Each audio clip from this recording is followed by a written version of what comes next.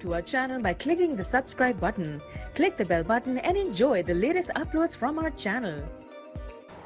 बिस्मिल्लाहिर्रहमानिर्रहीम, अस्सलाम वालेकुम। Welcome to my channel. Friends, आज मैं आपको दांतों को सफ़ेद करने की टिप बताऊंगी जो बहुत ही आसान है और वो चीज़ें सब हमारे घर में रोज़मर्रा के इस्तेमाल की होती हैं।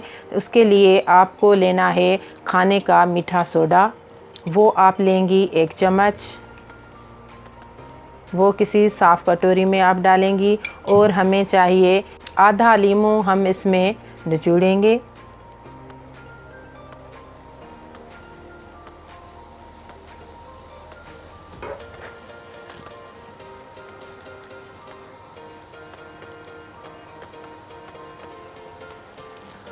और ये मिक्स करने के बाद अब आप एक ब्रश लेंगी और इसमें डिप करके अपने दांतों पे 1 मिनट के लिए आप ये अपने दांतों के ऊपर रब करेंगी तो आपको इसका बहुत ही फ़र्क महसूस होगा। और आप ये 1 दिन छोड़कर करें। आपके दांतों पे जो भी दाग धब्बे किसी भी चीज़ के होंगे या ऐसे ही आपके दांतों का कलर जो है वो सही नहीं है, इतना वाइट नहीं है, तो आपको वो भी आपका खिल जाएगा, वाइट हो जाएगा।